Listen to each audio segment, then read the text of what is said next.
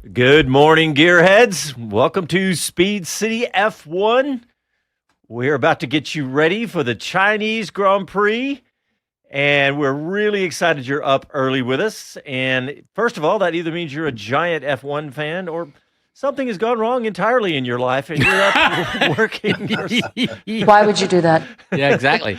Oh, no, but we're excited to be here. Some of us have had some sleep, some of us have not. But this is Jon Massengale. I'm with Jonathan Green and Bob Varsha. And Chris Medland's going to join us here in just a few minutes from Shanghai. And we're excited. Jonathan, I know you've had more sleep than me, but we got a lot to talk about. We got a whole new season. We have a whole new circuit. It's very different from Melbourne. So we got a lot to get stuck into here. Yeah, I think this will be a very different kettle of fish, as we say in England. We say that here too. Okay. I do think that they are chalk and cheese when it comes to these two different tracks. We don't say that one, but that's okay. Fair enough. You've got a kilometre straight. You've got some really funky corners. It's a good track. It's a very good track. And I think we will see different racing as we still get, to terms with these new cars and new regulations. I think the positivity I heard from post-qualifying. Lewis Hamilton? But everybody, to be honest. Yeah. I think they're getting their heads around it. There are still some teething issues, and, we'll talk about those and Mercedes and what's going on there. But I think, generally speaking, we come into this weekend far more positive, perhaps, than the sort of what on earth is going to happen. The sky's falling? Australia. Yeah, there was a bit of that last week. And it's still going on all over the internet. Sure. And it will take time. I don't believe, to be honest, I think it'll be post-Miami, given the news we're about to drop. I think it'll be after that we really kind of go, okay. I mean, almost as far as the British Grand Prix before we... That sounds about right. I was thinking six races in or so. This is the form guide. Well, Bob Varsha, I want to get your take on all the above, but are you optimistic that Formula One will figure all this out? Oh, yeah. I mean, the show must go on, and it will. That's what they do. And I think, beg pardon? I said it's what F1 does. Yeah. Got you drinking your coffee. Yeah. And, as George Russell said after qualifying, maybe it was after last race, he's starting to warm up to the rules, and he thinks, reasonable thinking fans are going to do the same. And I think that's accurate. I think that's the kind of thing we're going to see going forward. In that sense, it's a shame that the news we're going to drop, to use Jonathan's expression, creates a problem in that there won't be as much racing as people expect. And they'll suffer from that in coming to terms with what they're seeing out there. Yep. Well, back to you, Greenie. What about this? Let's start with the sprint race, because the sprint race started off just the way the race in Melbourne did, is back and forth. Hamilton leading, Russell leading, Hamilton, Russell, back and forth, just the same way. Yeah, and like I said, I actually said after Australia, I thought that might calm down a bit, because you're expounding a lot of energy when you are racing like that, and you're also playing into the hands of those behind you who aren't degrading their tires, they aren't using push, and how much energy you use can have a bearing on your tires. We know this is a heavy deg circuit. In other words, the tires will go off as time goes on. But yeah, I enjoyed it. I thought the sprint race was fun, and so did the drivers. And there was a lot of overtaking and a lot of jeopardy, as it were. We couldn't have predicted it right down to the end, and a mistake by any of the top three could have changed the order. And that's really what all you can ask for in a race. Yep. I agree. Well, I agree, but let's see if Chris Medland does, because I see that he has joined the chat, and he is in Shanghai. Let's see, his mic is unmuted. Chris, how are you doing, buddy? You there? Maybe he's not there yet all the way anyway. But we will get back to Chris here shortly. But I want to go back to the sprint a little bit more, too, because what I came away with more than anything so far this weekend from the top teams, for example, look, that Mercedes is not infallible. We've seen some problems. Ferrari is fast, and Red Bull is not fast. But but the thing that really struck me the most was Lewis Hamilton. It's like a complete 180 from last year. He was he was about to retire, didn't even think he should drive, and now he's excited, he's upbeat. Did you see the creativity in the pass that he used in the sprint race? It was like he's back full speed now. I really do, and I mentioned this last week in Australia that he sort of said you won't. That he kind of used an expression. I've had a lot of soul searching. He didn't actually use that expression, but sort of.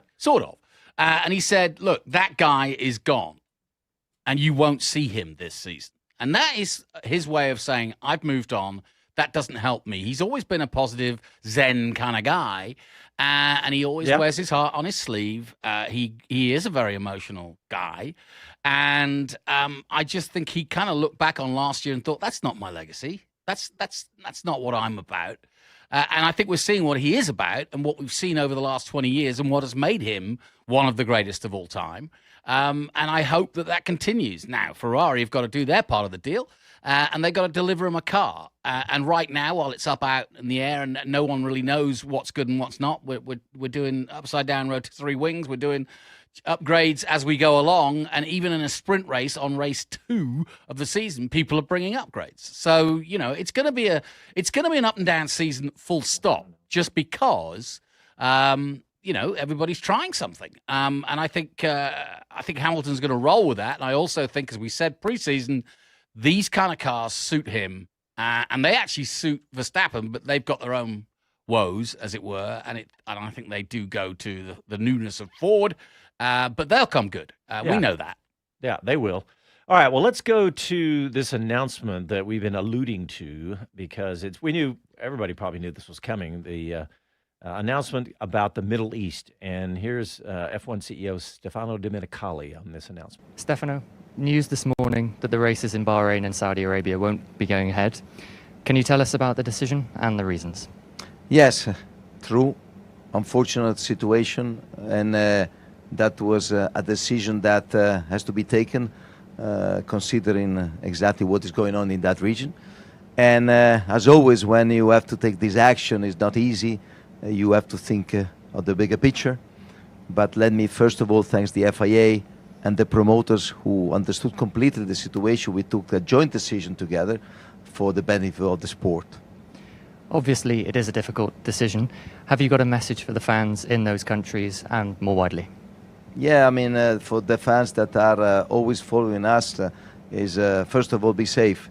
We are thinking of you. We want to come back as soon as possible. We feel the love and the passion that in both Bahrain and Saudi we have. And therefore, stay tuned and follow us, but we come back soon. Well, we knew this was coming, I think. Everybody did. And I feel for both Bahrain and Saudi Arabia who are caught, in the wrong place, as it were.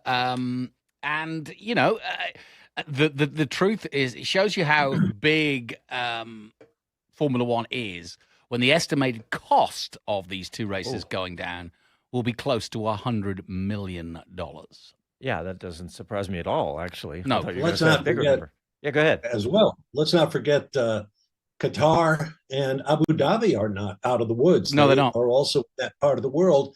And with regard to them, what I read into all the wordage in these announcements is this gives us extra time to consider those two countries and their respective races. So, this could get worse before it gets better.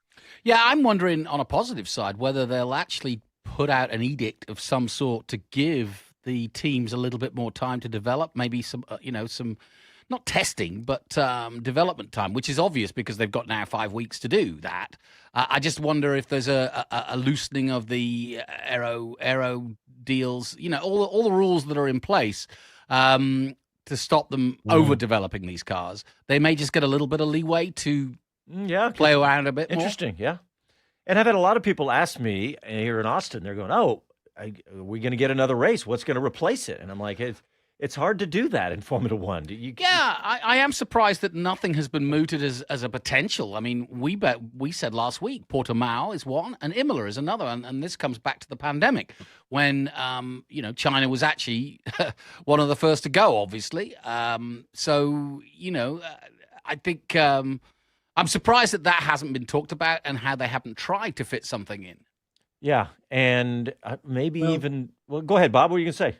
Well, I wouldn't sell them short. I'm sure that they tried to fit something in there, but I saw an article in the Motorsport on the website about all of the complexities involved in getting there, just getting all the stuff, because folks who get into the incredible logistical effort that is Formula One's traveling circus, they break down all of the equipment necessary race to race, and they do like they do on the Tour de France, the big cycling races. Each new stage they're all set up in a leapfrog pattern. So yesterday's race will be tomorrow's location, and today's race will move to all the gear and what have you, commentary suites and blah, blah, blah, will go to the events 2 days from now.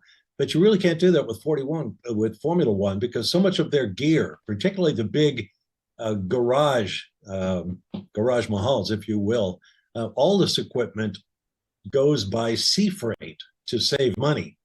And it takes weeks and weeks to sail from place to place. So it's, Portimao and who was the other track that was going on involved? Well, Mugello or whoever they were talking to. Well, and it's a huge effort. And in that respect, you've just identified one of the main reasons they can't, because sea passage is one of the problems with what's going on at the moment. Right. Yep. Yeah, the high seas are not free right now because of what's happening in that part of the world. Sure. All right. Well, it's also, hey, you got a racetrack, you got $100 million, we'll put on Formula Yeah. Well, I think that's where the big loss is for Formula One. And of course, that has a knock-on effect for small teams like Haas, obviously, because the prize goes down because they make their money that way from rights fees and so on. And both Bahrain and Saudi Arabia paid two of the biggest rights fees out of all of the 24 races. Yeah, that's a good point. Yeah, because that is a big pool of money that gets distributed out to the teams. That's exactly right. And I feel for them because there's been a lot of effort to bring them in. And there's obvious reasons, Aramco, money, blah. There's, let's face it, let's not fool ourselves. The influence of the Middle East on Formula One is huge now.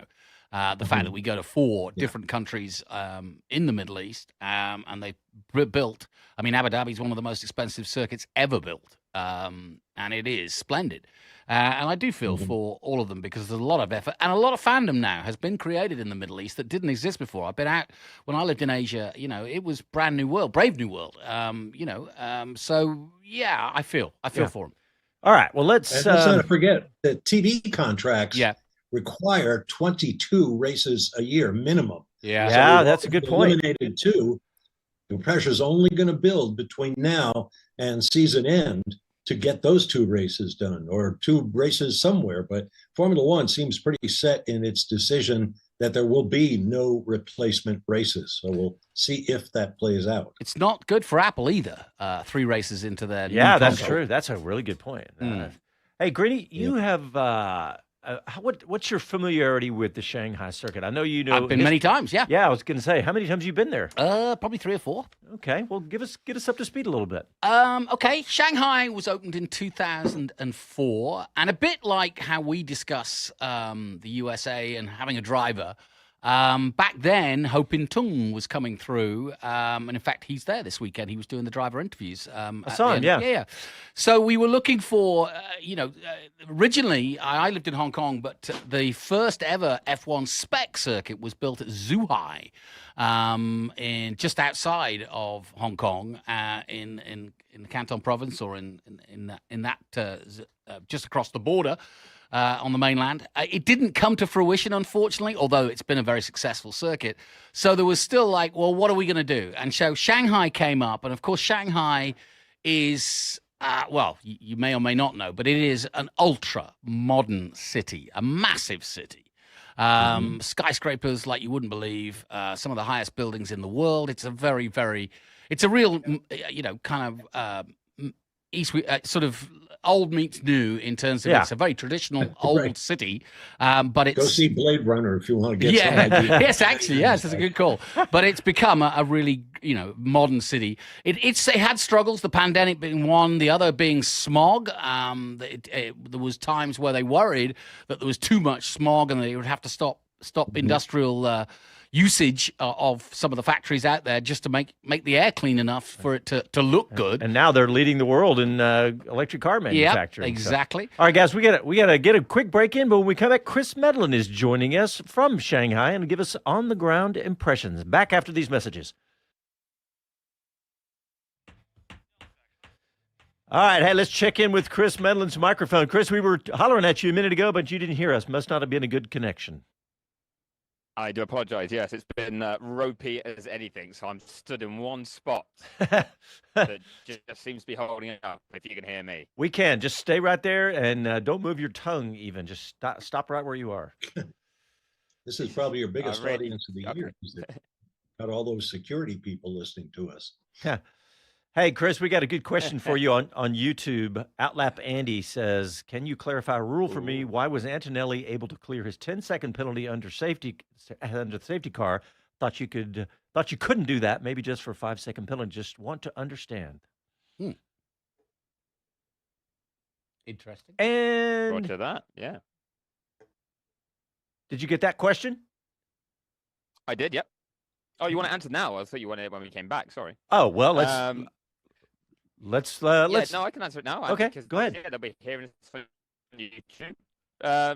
It was simply because I actually forgot that 5 seconds aren't allowed. I thought they were because, of course, you're still stationary for that time when everyone else is getting on with their pit stop. So the time loss is actually running through the pit lane with everyone else going slow on track, but you are still 10 seconds lost compared to everybody else taking the same advantage as you, i.e. a pit stop.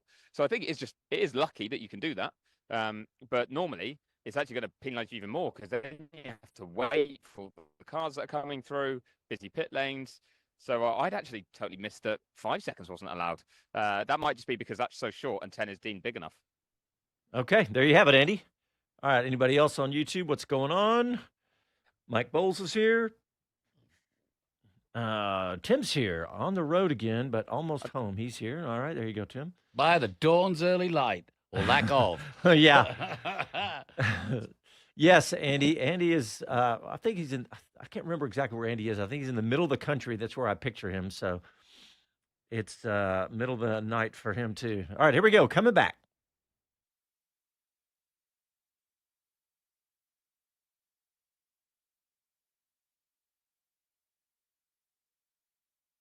I'm George Russell, and you're listening to Speed City. Welcome back to Speed City, America's voice of Formula One. All right, welcome back. As promised, we're going to go out to Chris Medland and get his take on the ground. Chris, give us your eyes and ears in Shanghai. So I can hear that you've asked me to give you eyes and ears just as the signal wants to drop out, which is perfect timing as we fought this all show. But hopefully you've got me now. Yep. I'm blaming whoever's Wi-Fi network tried to steal me away from Zoom, because anyone who's ever been to China will know that Wi-Fi networks are not the way to go if you want to be able to access anything over here, to be honest. But right now, I'm in the paddock, which is the largest paddock of the calendar. It's huge. It's so wide.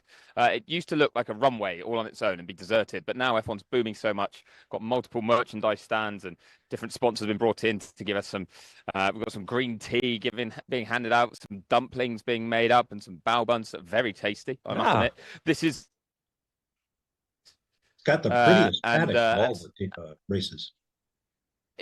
Yeah, it's gorgeous. Like if I turn 180 degrees to look away from the garages, all the teams have these buildings that are on stilts over water features, basically over a lake. Mm-hmm. So all these different villas that they have, and the blossoms falling, and we've got. This is really, really pretty. Today, not as much as it has been the rest of the weekend. All weekend, it's overcast now, but maybe actually a bit warmer than we've had.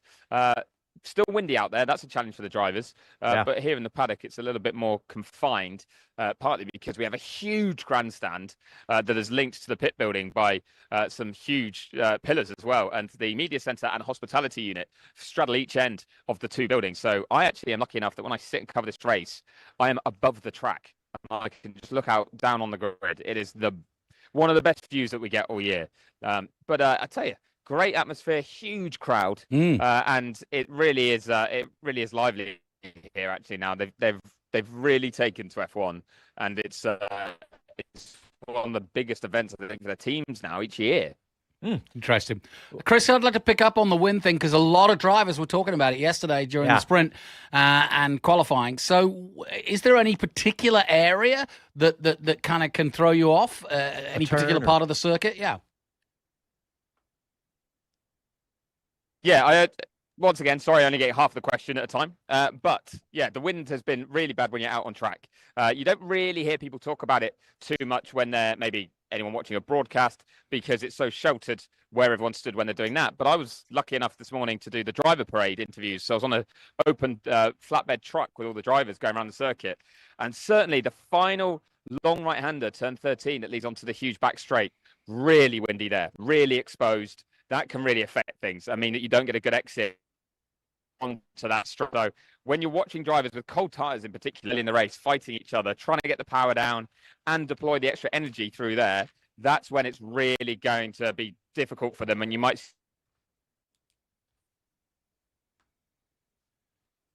Just dropped out. Yeah, he dropped out, Chris. But turn 13, that answers your question. Yeah. Because I was wondering where on the track.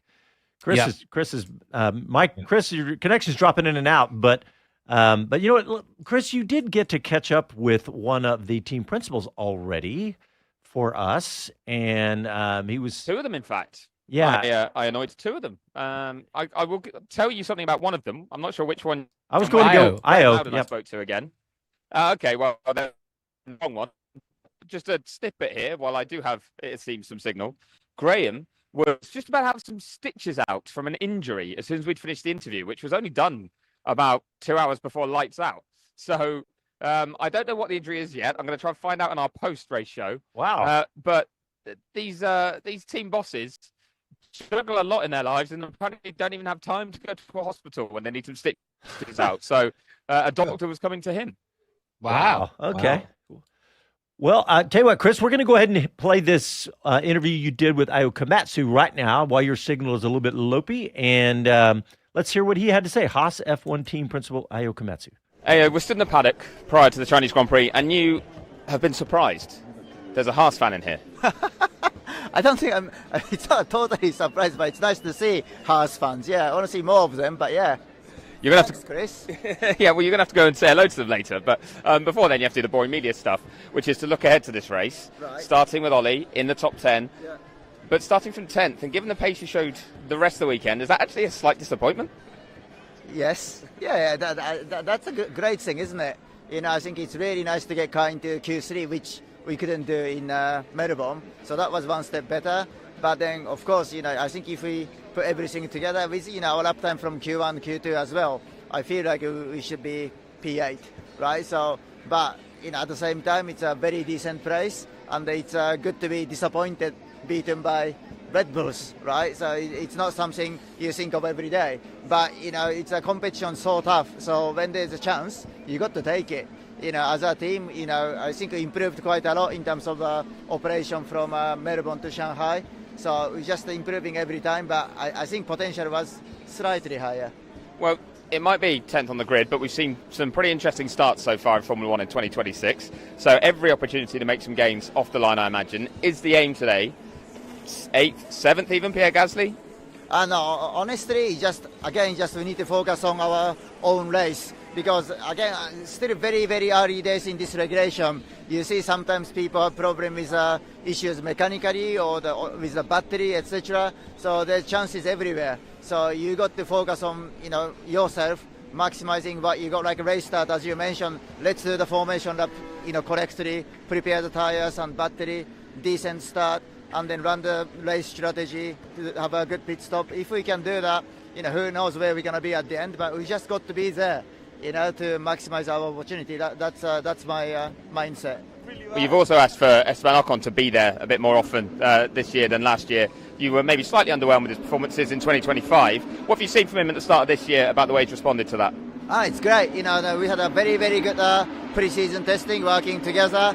And then what Esteban needs from the car is essentially exactly the same as Ori. Last year there was a bit of difference, but this year is very, very similar. So that helps to move the team along as well.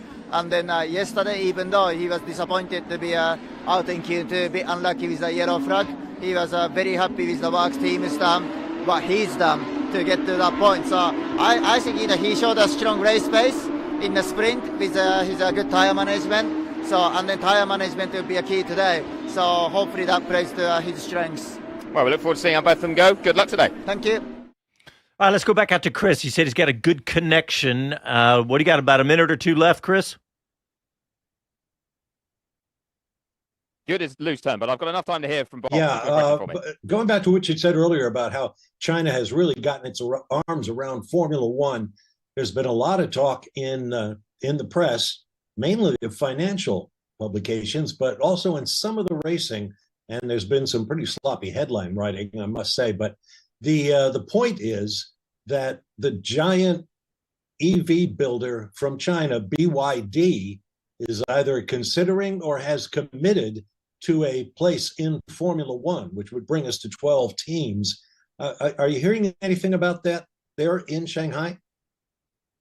Nothing specifically on BYD. And to be honest, this weekend, strangely, no. It's probably would have been much more of a topic if we didn't have the ongoing issues in the Middle East that I know you guys touched on already with cancelling those races or officially postponing those races. But there's definitely been some pretty strong talk that Chinese interest in having a team is very high. The thing is, they're not alone, but it does seem probably one of the most likely routes if we were to expand to 12 teams. Right now, though, I think there's going to be some struggles at certain races later in the year to even host 11. So I think Formula One and the teams will logistically have reason to go, it's not quite the time yet.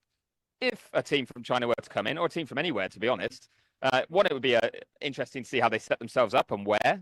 Do they try and do it from China, which would be very difficult logistically, but maybe not impossible. And certainly Cadillac are trying to show that you can move away from solely being in the middle of Europe to have a Formula One team. But also it'll be the timing. Would it be a longer term process? Would it be a lot further down the line, the next engine formula, maybe even the one after that? So there might be a bit more time to kind of ready the sport to expand. So I don't think it'll be something that's short term, but yes, certainly over the winter, actually, there was quite a lot of talk about interest from China. I just never had it nailed down as BYD itself. Okay. I saw that headline, Bob. I saw the same thing. What were you going to say, Greeny? I was going to say, I wonder if more realistically, there's been a lot of talk also in the press about Alpine being sold, potentially, Horner in the mix, et cetera, et cetera. I wonder if that is a more realistic, if they are genuinely there, ready with the money to kind of, and they come in that way, which is what we saw with Sauber and Audi. Yeah, and what Andretti originally tried to do, Sure. That's now Cadillac. So, yeah. But hey, Chris, thanks, buddy. We know you got to go jump on F1 TV. We appreciate it. We'll talk to you after the race. Cheers, guys. Catch you then. All right. Thanks. All right. Go ahead. They must have to clone him. He's doing the driver interviews. He's doing F1 TV. I mean, my word. He's writing for every publication. He's on several shows. That's great. Yeah. No, Chris is awesome. I'm happy and lucky to get him. But what do you got, Bob? I was just going to say, lock him down with a contract. He can't be around longer. That TV money. No, I found that BYD story really interesting because my source claims to have been involved to a degree in the discussions, and this person insists that it's a happening thing. Now, we've heard that sort of thing before. We hear that in F1 a lot, don't we? Yeah. It is happening. The race in New York is happening. I've been hearing that for a decade. I mean, you'd have to think if you were Dominicali that they have to take this seriously because this is the one country which has the wherewithal and the future to be taken seriously. You know who I think would not be happy about it? Is Cadillac. Yeah. And here's why. Because I think one of the reasons that Cadillac is excited to be in F1 is that their exposure to all these countries, including China, yeah. with this race.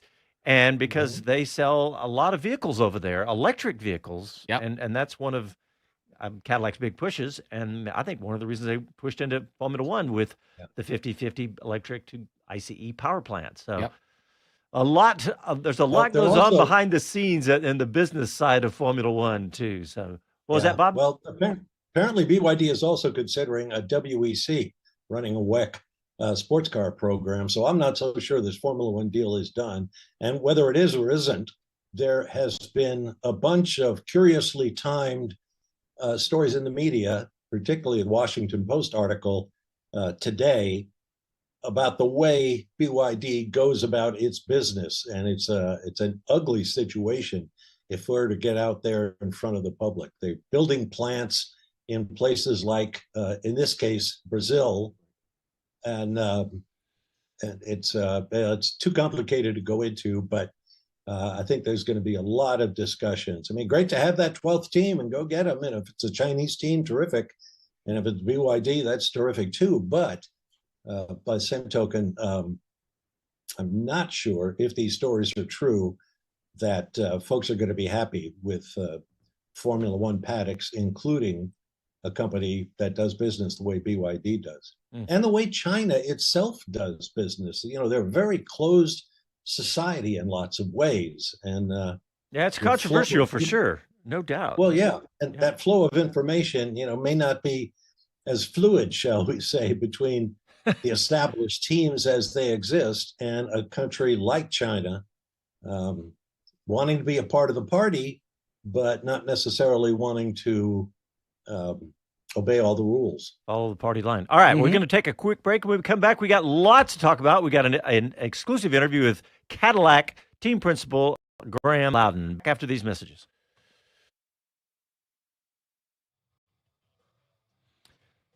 All right, checking in. Is anybody up and watching? Yes, on YouTube? Thailand at 1 PM, 90 degrees. Well, yeah, in the shade. It's going to be 90 here in Austin. They're saying tomorrow. I was like, really? Or wait, today? What is today? Today, yes. Tomorrow. Tomorrow.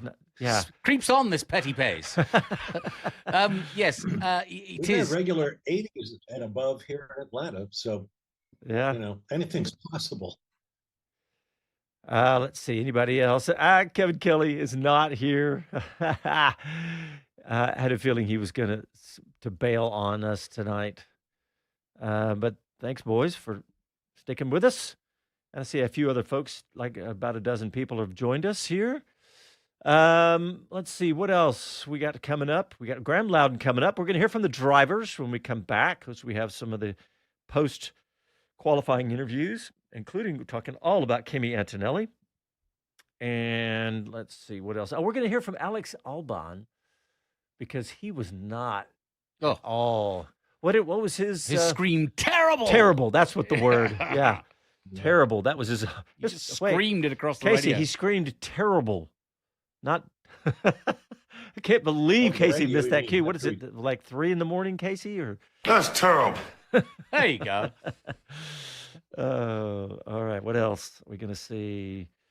We're going to talk all about the tire choices, the strategy guide, and all that coming up here.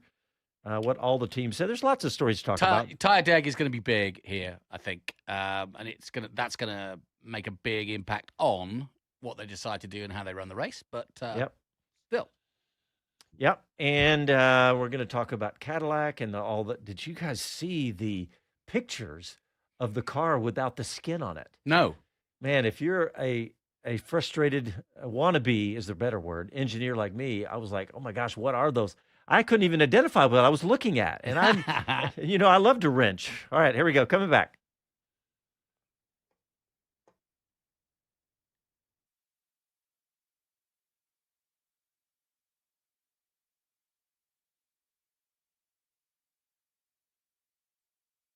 Hi, this is Max Verstappen, and you're listening to Speed City. Welcome back to Speed City, America's voice of Formula One.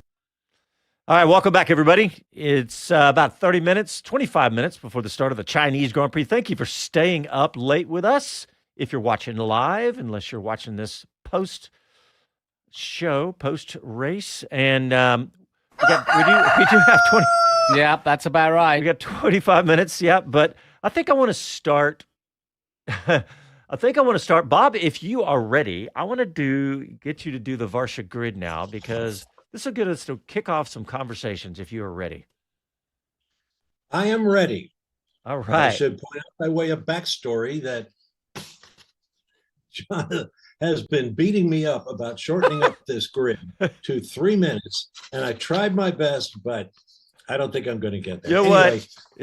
At this time of night, we'll take whatever you got, Bob. Right. Tonight on 60 Go back Minutes. to sleep. Okay, here we go. Row 1, P1, Kimi Antonelli from Mercedes. The first career GP pole for the 19-year-old, breaking Sebastian Vettel's 2008 record for the youngest ever Grand Prix pole sitter. Next to him, George Russell, also from Mercedes, of course. Last week's winner in Melbourne, he had a victory in Saturday's sprint race. His clutch lap in Q3 produced a front row sweep for the Merc boys. Row 2, P3, Lewis Hamilton for Ferrari, who outqualified teammate Charles Leclerc by just 13 thousandths of a second, and he is a 6-time winner on this track. P4, Charles Leclerc and the other Ferrari, just 0.2 of a second off Antonelli's pole. Compare that with Melbourne, where it was about 6 seconds, tenths of a second. Anyway, 0.2 off Antonelli's pole, and the red cars were 2-3 in the sprint race behind winner George Russell. So watch them at the start. Yeah. They are shot from a gun when the race begins. Row 3, P5, Oscar Piastri from McLaren, last year's GP winner here, who says the McLaren cars got what they deserved in GP qualifying. They know how much work they have to do. P6, his teammate, as we go 2 by 2 through the paddock, Lando Norris from McLaren, 4th in the sprint. The current world champion reckons his team is a step behind. Gotcha. Row 4, P7, Pierre Gasly for Alpine. The Frenchman has used his new Mercedes power to improve both his qualifying and finish performance thus far. Small sample size, but what the heck. P8, Max Verstappen for Red Bull says the car is, quote, undrivable, but feeling optimistic since the news that the FIA will look at the power formula in the coming days. Row 5, P9, Isaac Hadjar for Red Bull. Could be the number 2 driver Red Bull has been yearning for since Daniel Ricciardo left in 2019. P10, Oliver Behrman for Haas, 7th in Melbourne, 8th in yesterday's sprint, making him a solid bet for a top 10 here. Yep. Moving on, 6, P11, Nico Hülkenberg for Audi, another solid quality effort for the Hulk, but he has yet to see a checkered flag. He sees a lot of yellow ones. P12, Franco Colapinto for Alpine, qualifying and finishing about 5 rows behind teammate Pierre Gasly, clearly is not what advisor Flavio Briatore is demanding of the kid. P13, Esteban Ocon for Haas, still chasing teammate Behrman. It's getting harder and harder to remember that this Frenchman actually won a race. Go ahead and look it up. Yeah. P14, Liam Lawson, Racing Bulls, once considered Red Bull's prized protege. Say that fast. The Kiwi is already being pushed by rookie teammate Arvid Lindblad, the sensational driver who, incidentally, starts P15. After some hard defending, you may remember, against Verstappen en route to 8th place finish last week in Melbourne, Lindblad versus Lawson at this race, particularly at the start, could produce fireworks. They are 2 tough customers. P16, Gabriel Bortoleto in the Audi, generally running behind teammate Hülkenberg thus far this season, but at least the Brazilian is finishing races and scoring points. Row 9, P17, Carlos Sainz in the Williams, still looking for the sweet spot in their setup. Sainz says they found improvement. Alex Albon says they haven't. It's time to find out who's right. P18, Alex Albon, would you believe it, in the other Williams, said this weekend the team cannot hide behind the fact that the car is well over the minimum weight rule. Row 10, P19, Fernando Alonso for Aston Martin. The Astons chose different setups in qualifying and the sprint race. The best one can really say about it is that both cars finished. P20, Valtteri Bottas in the Cadillac. I guess finishing 20th in qualifying is still better than winding up sitting in a cloud of smoke by the side of the track. Row 11, P21, Lance Stroll for Aston Martin. Wouldn't you love to hear star designer Adrian Newey and Honda explain to team owner Lawrence Stroll why the car is so slow?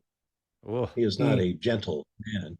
P22, Sergio Perez in the Cadillac blamed an energy deployment issue.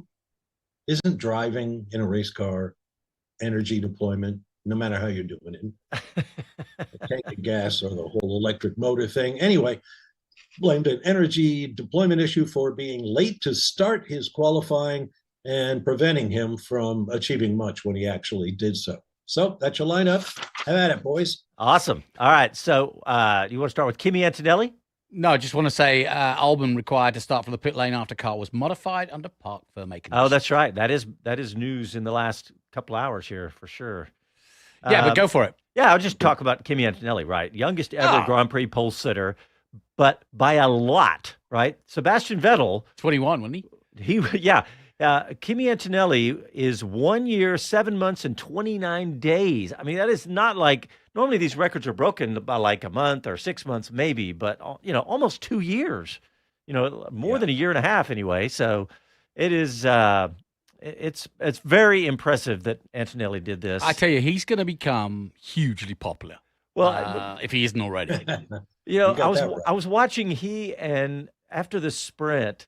And he and Hamilton and Russell. Yeah. And did you notice the body language? Hamilton was just, it's like his son. Right. Well, it's just like Toto Wolff. Everybody, because he's so young. But Russell was awkwardly kind of standing off to the side. Not that it didn't hurt that he's like 6 inches taller than both of them, but he just looked totally awkward. Like, oh, great. I finally got my chance to do this, and they've got this hot It would look weird if he sort of hugged him. I know, it just didn't look right, the whole thing. But then, what I'm getting at is Russell's chance to shine and become a champion. And now, Antonelli's going to step up and be this incredibly, maybe he's the next, sensation. I think we should give credit to both Antonelli and George Russell. Lest we forget, George Russell nearly didn't get out. He was stopped on track. Yeah. And had to limp back. Got out with 2 minutes to go. So he managed to, great job by the team. He had one shot at it, and he did it. Yeah.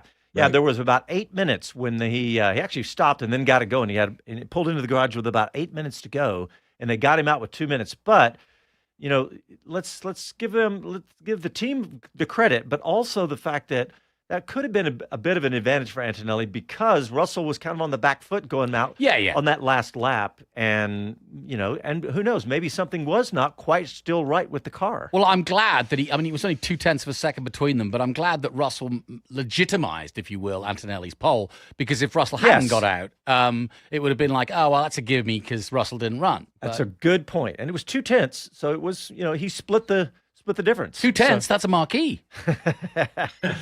It's pretty amazing. Apparently, a couple of attempts at rebooting the race car is what we would call it these days. Finally got it going again. But you're right; it was great thinking on the part of the car and the team, I should say, and just a clutch lap. I mean, such a great lap from George. You're going out there, knowing this is it. It helps that he knows he's got a really fine race car under him, but to get that close to the pole, yikes. Okay, speaking of yikes, we have some breaking news. My favorite. Lando Norris has an electronics issue, is still stuck in the garage, will start from the pit lane if at all. Oh! And that is from the source. That's from Chris Medland. So Electronics? Electronics issue. That's what we know as of this moment. Oh, my gosh. Well, that's... Andy P just fell over. Oh no! Let's check in. Let's check in with Andy P. Do we need to send somebody, Andy? Andy's one of our big YouTube followers. When was the last time? Trivia question. The defending world champion team lost a race car before the race even began at 2 consecutive races. Ooh. Wow, man. Well, that's something off the top of your head. You got me there at 2 a.m. Yeah. What do you got, Bob? Well, if I had the answer, I'd be great. I'd feel wonderful about it. But, I see. You can't know. He's just thinking of really good questions. It's never happened before. I don't know. How long does it take to digest a banana? I mean, but no, good. We will look it up. We'll ask those people. We'll give you A+ for the question, but yes. All right. So a couple more stories from Bob's grid that popped into my head here. So we got, well, first of all, I was about to play the clip from Kimi Antonelli, the man who did put it on the pole and is the youngest pole sitter of all time. So let's hear from Kimi Antonelli. Yeah, I'm feeling great. Was a good session, good way to end the day after a difficult sprint. Of course, there's a lot of excitement, but focus is already ahead on tomorrow because there's a big opportunity, and I just really want to maximize it. Yeah, focus on the race, as you say, big opportunity ahead. What's your thinking there? You got George just behind you, the two Ferraris. Saw what happened at the start and the sprint as well. All sorts can happen. Yeah, I think the start is going to be interesting. Just not gonna, I'm gonna try not to overcomplicate things. Just gonna try to have a clean start, and then pace is good. So just need to also manage the tires the best way as possible because graining is gonna be could be quite severe tomorrow. So yeah, just gonna try to stay on top of that, and then. But the main thing, clean start, and then we'll see from there. Thanks, Kimi. Well done. Thank you. All right. Well, Go at ahead, least Bob. he's smart enough to know that if you're going to have a fight with another driver, go over and try to apologize for a collision while the other guy is still strapped into the race car. Yeah, with his helmet on. I tell you what, that news that you just brought me or brought us really does help Pierre Gasly and Max Verstappen potentially from the start with a hole in the grid. Going back to the start, I think Antonelli's biggest worry, as is George Russell's, is the starting power of those two Ferraris, which we saw in That's Australia. everybody's concern at the start. All right, well, let's get our last break in really quick, and when we come back, we'll hear directly from Graham Loudon, Cadillac team principal.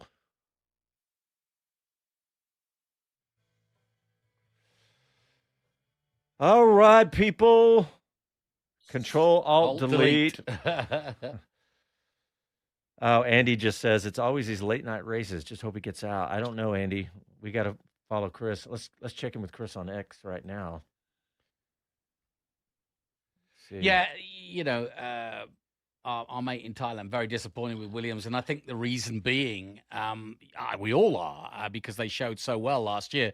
But I think the fact that they didn't make that first test and they made a virtual test, if you remember, they didn't go to Barcelona, and I think they've been on the back foot ever since. James Vowles has repeatedly said that, and I think that is the, Achilles heel for Williams at the moment. Yeah, I just checked Chris's X account, and he said Norris hasn't made it to the good. We took a photo. They're still in the garage. Not good. Not good at all. Let's see. What else we got here coming up? We got Graham Loudon. Hey, Casey, how long is that interview? Is it 6 minutes? Is that right? I thought you said it was a long. Yeah, so that is a long one. That's good. And we'll get into the strategy and stuff here, too. We're going to be really short. We'll have about 5 minutes to talk strategies and everything else. Get you guys ready. Greeny, 3 Americans in the F1 Academy. Ava Dobson, Peyton Westcott, and Haley Countryman. Haley Countryman is the third one. She's representing Haas, actually. But the top one is, if you remember, Dorian Pan dominated last year for Mercedes. She's now gone. The idea Pin or Pan, I thought. Pan. Yeah. Okay. P-I-N. Yeah. Okay. But it's pronounced Pan. Okay. She's French. Yeah, she's now moved on, and that's part of the academy kind of way of doing things. If you win in the championship, you move on, and you can't just hang around. Chloe Chambers the same, and blah blah blah. Yeah, but can't make a career out of it. Yeah, exactly. This young Peyton Westcott, she came in at Vegas, and now is part of the scene.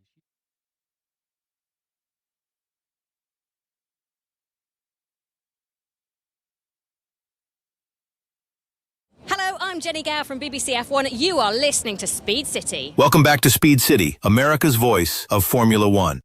All right, welcome back. Chris Medland, a few minutes ago, caught up with the Cadillac team principal, Graham Loudon, and we'll hear from him right now. Graham, we're now sitting in your lovely office here in Shanghai, and what's lovely about it, apart from the beautiful signage for Cadillac Formula One teams, the fact you've got race pictures cycling through on the TV from Melbourne. Yep. One's under the belt, a sprint race is now under the belt. How normal is it all starting to feel now? Actually, right from FP1 in Melbourne, it felt really normal. Certainly for me personally, and that's actually a testament to the team. Everywhere I look, it's a proper Formula One team. From the quality of presentation in the garage to the procedures with the mechanics and everything else. So it instantly felt, here we are. We're in F1 and with a brand new team, really exciting project. But it is literally only the start. And here we are in Shanghai. It's second Grand Prix, first ever sprint race. We're just almost every day at the minute we're going through them first of something, and see how we get on today. Obviously what we want now is our first 2-car finish, and then move forward and build on that. So you had a few issues, I think, with Checo's car at spells during this weekend, and obviously the challenges of running 2 cars is one thing. Running 2 during a sprint format must be another. How much learning have you guys had to do over the last 2 days with the different schedule here? Yeah, huge, and you're quite right. We had some issues. Very clear in Formula One. Formula One's hugely popular. The downside of that is you do your learning and you're growing in the public eye. But nothing that we've encountered would be unusual in any other team. It's just that other teams might have gone through those steps years or even decades ago. Obviously we're having to build not just new cars and factories and everything else, but new processes. We can't take those processes from any other team because that's against the regulations. And so every so often we will have challenges and hiccups, and that's just the nature of it. And there's no shortcut. We just have to, keep working, keep to our timeline, keep focusing on what we're doing, and those things will get ironed out. They'll become a thing of the past, and we move on and go forward. I mean, you saw in Melbourne teams at very, very front, and there's procedural issues, cars going out with cooling fans on them and whatever. Any of these tiny mistakes can make a small impact, or in that case I think maybe a fine or something like that, or a big impact and stop the car. And so that's kind of the thing that you would expect to go through with any new team, and that's what we're going through. Well, I must say, from a fan's point of view, I'm sure it wasn't the team's intent, but it was great to see under the skin of Checo's car yesterday. The amount of people that were like, have you seen this? This is so cool. So listeners, go and search Twitter for that one. But that's what I'm going to say about the stuff that's maybe more challenging, because on Valtteri's side of the garage, when qualifying came around, it looked like you guys nailed it, and on pace, split the Aston Martins and got very close to Fernando Alonso. How pleased were you with that? Yeah, really pleased. So we decided to do 3 single push laps with it out and in on each one. So for Q1, that's one of the more difficult strategies to execute as a team, and the team did it really, really well. And I know talking to Valtteri afterwards, he was really pleased because as a driver, you want to see that the team's capable of doing that if that's going to be our approach. And team executed it really, really well.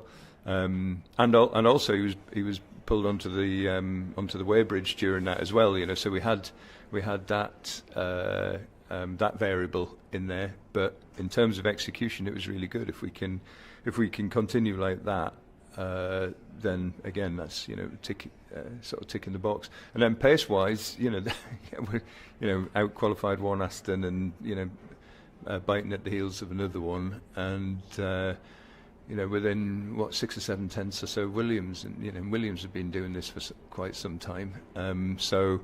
Really, really pleased, and it just gives everyone extra energy to keep pushing. We know that if we can get performance onto the car, and we can learn from all of the various challenges in process and procedure, then we're here to race people, and that's the whole point.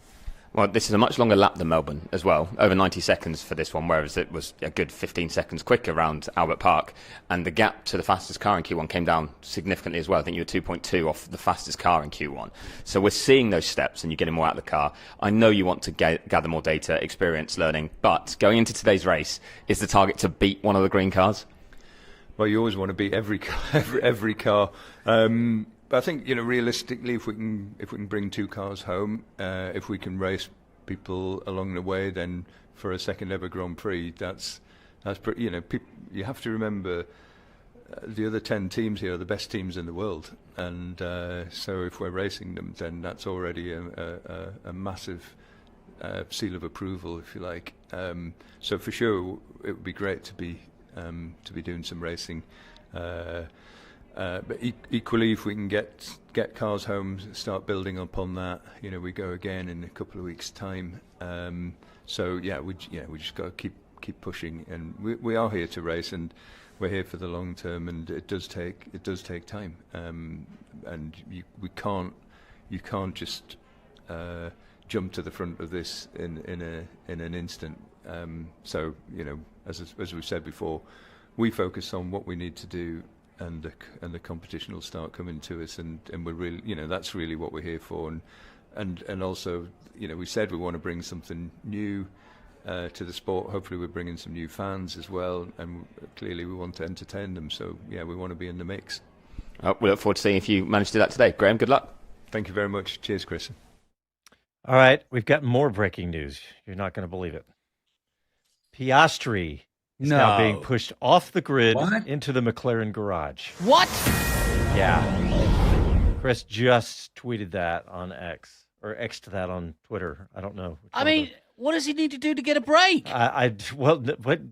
You mean both of them? No, Piastri from Australia. Well, yeah, I know. It's just now McLaren in general. Now, I mean, this is new rules, right? This is what you get. So, new rules, whole new systems. Yep. Cadillac and Aston Martin are both going. Yeah, see, it's not just us that are struggling with this. I tell you, this makes a big hole in that grid. You've now got an entire row before you get to Gasly and Verstappen and Hadjar. Yeah.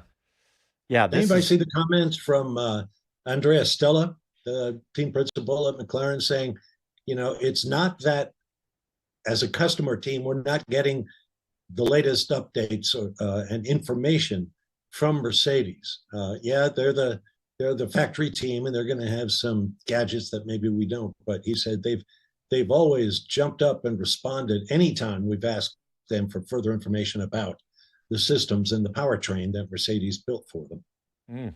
Yep. But this is wild. I mean, losing both McLarens. Oy. Well, and now let's to say that Chris also said on F1 TV a minute ago that Lando looked like he might actually make the race.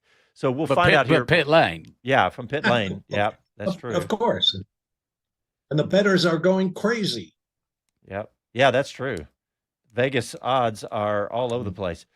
All right, Greeny, we got 2 minutes left. Probably going to go to our predictions pretty quick, but any final thoughts before we do that? Yeah, I'm looking forward to it. And like I said, this McLaren story kind of blows everything up for sure. I mean, it's going to make a big difference. McLaren were going to be in this game, and they're clearly not for now. We'll see how Lando can get up, but it's a tough haul from back there. I'm looking forward to this, and I'm really looking forward. I'm gonna be poetic, if you will. My prediction is that it is the year of the horse. So could it be the day of the dark horse? Yeah. So Ferrari. Go ahead. Start your predictions. Are you okay? Saying I'm going Hamilton or Leclerc? I'm going for a Hamilton win. Dang it! That's what I was. So finish your podium because that's what I was. Okay. Russell second, Antonelli third. All right. Well, I'm going to go a Hamilton win, and you know what? If we're going to go for let's go all in. I'm going to go Hamilton, Leclerc, Antonelli. All right, Bob Varsha, what do you got? I'm going to say Russell, Hamilton, Antonelli. All right, Bob took the safe bet the way. Although I was going to Hamilton, Piastri. Russell's had some of his own issues this weekend, so nobody's infallible at this point. What was your prediction? I said Hamilton, Leclerc, all right, and Antonelli, I think. Casey wrote them down, hopefully, too. And big kudos to everybody, including Casey, who's with us tonight on this late night Formula One weekend. And, of course, we will be back. Stay right here for the race. And if you're up after the race, join us because we're going to do a post-race show no matter what. And if you don't catch it live, go catch it on YouTube or on a podcast. Thanks, everybody, and we'll talk to you immediately after the race. And Chris Medland will be back with us. It's really pissing me off. Chris Medland will be back with us after the race, too. A lot more after the race. Thanks, guys. Talk to you after the race. It's such a waste of time. It's very childish. Really annoying.